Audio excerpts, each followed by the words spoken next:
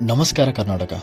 ಇವತ್ತು ನಾವು ಮಾತಾಡ್ತಿರೋದು ಕೇವಲ ಒಬ್ಬ ವ್ಯಕ್ತಿ ಬಗ್ಗೆ ಮಾತ್ರ ಅಲ್ಲ, ಬದಲಿಗೆ ಜಗತ್ತಿನ ಇತಿಹಾಸದಲ್ಲಿ ಅತ್ಯಂತ ಅದ್ಭುತ ಜೀನಿಯಸ್ ಮತ್ತು ಅಷ್ಟೇ ನಿಗೂಢವಾಗಿ ಉಳಿದುಕೊಂಡ ಸೈಂಟಿಸ್ಟ್ ಬಗ್ಗೆ. ಇವರು ಬೇರೆ ಯಾರೂ ಅಲ್ಲ, ನಿಕೋಲಾಸ್ ಟೆಸ್ಲಾ.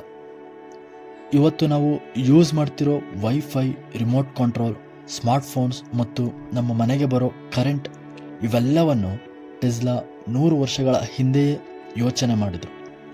ಆದರೆ ವಿಚಿತ್ರ ಏನಂದರೆ, ಇಷ್ಟೆಲ್ಲ ಇನ್ವೆನ್ಷನ್ ಮಾಡಿದರೂ ಕೂಡ ಟೆಸ್ಲಾ ಅವರು ತನ್ನ ಕೊನೆಯ ದಿನಗಳಲ್ಲಿ ಒಂದು ಹೋಟೆಲ್ ರೂಮ್ನಲ್ಲಿ ಒಂಟಿಯಾಗಿ ಬಡತನದಲ್ಲಿ ಸತ್ತು ಹೋಗ್ತಾರೆ. ಆದರೆ ಅವರು ಸತ್ತ ತಕ್ಷಣವೇ ಅವರ ಮುಖ್ಯ ಫೈಲ್ಸ್ಗಳನ್ನೆಲ್ಲ ಅಮೇರಿಕಾದ ಸೀಕ್ರೆಟ್ ಏಜೆನ್ಸಿ FBI ಯಾಕೆ ಎತ್ಕೊಂಡು ಹೋಯಿತು? ಟೆಸ್ಲಾ ಜಗತ್ತಿಗೆ ಫ್ರೀ ಎನರ್ಜಿ ಕೊಡೋಕೆ ಹೊರಟಿದ್ದು ಯಾಕೆ? ಟೆಸ್ಲಾ ಮತ್ತು ಎಡಿಸನ್ ಅವರ ಮಧ್ಯೆ ಜಗಳ ನಡೆದಿದ್ದಾದರೂ ಏಕೆ?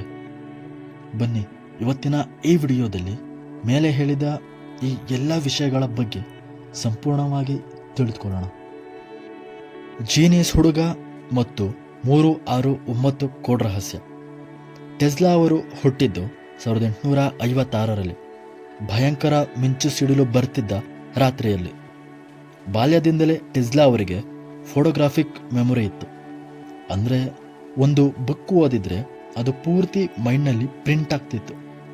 ಅಂದಾಗೆ ಟೆಸ್ಲಾ ಅವರು ಸಾಮಾನ್ಯ ಹುಡುಗನಾಗಿರಲಿಲ್ಲ. ಅವರಿಗೆ ಒಂದು ವಿಚಿತ್ರ ಅಭ್ಯಾಸವಿತ್ತು.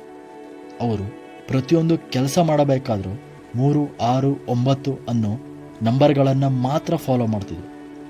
ಹೋಟೆಲ್ ರೂಮ್ಗೆ ಹೋಗುವಾಗ 3ರಿಂದ ಭಾಗವಾಗುವ ರೂಮ್ ನಂಬರ್ ಮಾತ್ರ ತಗೊಳ್ತಿದ್ರು. ಟೆಸ್ಲಾ ಅವರು ಹೇಳ್ತಾರೆ, ಒಂದು ವೇಳೆ ನಿಮಗೆ 3, 6, 9 ಸಂಖ್ಯೆಗಳ ಮಹತ್ವ ಗೊತ್ತಾದರೆ ನೀವು ಜಗತ್ತಿನ ಪ್ರತಿಯೊಂದು ರಹಸ್ಯವನ್ನು ತಿಳಿಯಬಹುದು ಅಂತ. ನಂಬರ್ಸ್ ಬ್ರಹ್ಮಾಂಡದ ಸೀಕ್ರೆಟ್ ಕೋಡ್ ಅನ್ನೋದು ಟೆಸ್ಲಾ ಅವರ ನಂಬಿಕೆಯಾಗಿತ್ತು. War of current, Thomas Edison versus Nikola Tesla. 1884ರಲ್ಲಿ ಟೆಸ್ಲಾ ಅವರು ಬರೀ 4 ಸೆಂಟ್ಸ್ ಹಣ ಇಟ್ಕೊಂಡು ಅಮೆರಿಕಾಗೆ ಬರ್ತಾರೆ. ಅಲ್ಲಿ ಅವರಿಗೆ ಥಾಮಸ್ ಎಡಿಸನ್ ಹತ್ತಿರ ಕೆಲಸ ಸಿಗುತ್ತೆ.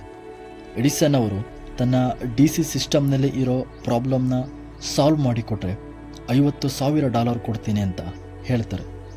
ಟೆಸ್ಲಾ ಅವರು ಅದನ್ನು ಕಷ್ಟಪಟ್ಟು ಸಾಲ್ವ್ ಮಾಡಿದಾಗ ಎಡಿಸನ್ ಮಾತು ತಪ್ತಾರೆ. ಇದು ಅಮೆರಿಕಾದ ಜೋಕ್ ಅಂತ ಹೇಳಿ ಟೆಸ್ಲಾ ಅವರಿಗೆ ಮೋಸ ಮಾಡ್ತಾರೆ. ಆಗ ಟೆಸ್ಲಾ ಆ ಕೆಲಸ ಬಿಟ್ಟು ಅಲ್ಲಿಂದ ಹೊರಬರ್ತಾರೆ. ಇಲ್ಲಿಂದ ಶುರುವಾಗುತ್ತೆ ವಾರ್ ಆಫ್ ಕರೆಂಟ್. ಎಡಿಸನ್ ತನ್ನ DC ಕರೆಂಟ್ ಪ್ರಮೋಷನ್ ಮಾಡೋಕ್ಕೆ ಪ್ರಾಣಿಗಳಿಗೆ ಕರೆಂಟ್ ಶಾಕ್ ಕೊಟ್ಟು ಜನರನ್ನು ಹೆದರಿಸಿದರು.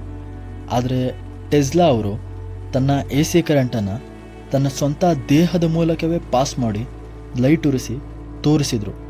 ಕೊನೆಗೆ ಟೆಸ್ಲಾ ಅವರ AC ಕರೆಂಟ್ ಗೆಲ್ಲುತ್ತೆ. ಇವತ್ತು ನಮ್ಮ ಮನೆಗಳಿಗೆ ಇರೋ ಕರೆಂಟ್ ಕೂಡ ಅದೇ. ವಾರ್ಡನ್ ಕ್ಲಿಫ್ ಟವರ್ ಮತ್ತು ಫ್ರೀ ಎನರ್ಜಿ ಲೂಟಿ. ಟೆಸ್ಲಾ ಅವರ ಅತಿ ದೊಡ್ಡ ಕನಸು ಅಂದರೆ ಇಡೀ ಜಗತ್ತಿಗೆ ಯಾವುದೇ ವಯರ್ ಇಲ್ಲದೆ ಉಚಿತವಾಗಿ ವಿದ್ಯುತ್ ಕೊಡೋದು. ಇದಕ್ಕಾಗಿ ಅವರು 1901ರಲ್ಲಿ ವಾರ್ಡನ್ ಕ್ಲಿಫ್ ಟವರ್ ಕಟ್ಟೋಕೆ ಶುರು ಮಾಡ್ತಾರೆ. ಇದಕ್ಕೆ ದೊಡ್ಡ ಬಿಸಿನೆಸ್ ಮ್ಯಾನ್ JP ಮಾರ್ಗನ್ ದುಡ್ಡು ಕೂಡ ಹಾಕ್ತಾರೆ. ಆದರೆ ನಂತರದ ದಿನಗಳಲ್ಲಿ JP ಮಾರ್ಗನ್ಗೆ ಒಂದು ವಿಷಯ ಅರ್ಥ ಆಗುತ್ತೆ. ಟೆಸ್ಲಾ ಅವರು ಭೂಮಿಯ ಅಟ್ಮಾಸ್ಫಿಯರ್ ಎನರ್ಜಿ ತಗೊಂಡು ಫ್ರೀ ಕರೆಂಟ್ ಕೊಟ್ಟರೆ ತನಗೆ ಕಲ್ಲಿದ್ದಲು ಮತ್ತು ತಾಮ್ರದ ಬಿಸಿನೆಸ್ಗೆ ನಷ್ಟ ಆಗುತ್ತೆ ಅಂತ. ತಕ್ಷಣವೇ JP ಮಾರ್ಗನ್ ಫಂಡಿಂಗ್ ನಿಲ್ಲಿಸ್ತಾರೆ. ಟೆಸ್ಲಾ ಅವರ ಪ್ರಾಜೆಕ್ಟ್ ಅಲ್ಲಿಗೆ ಸ್ಟಾಪ್ ಆಗುತ್ತೆ.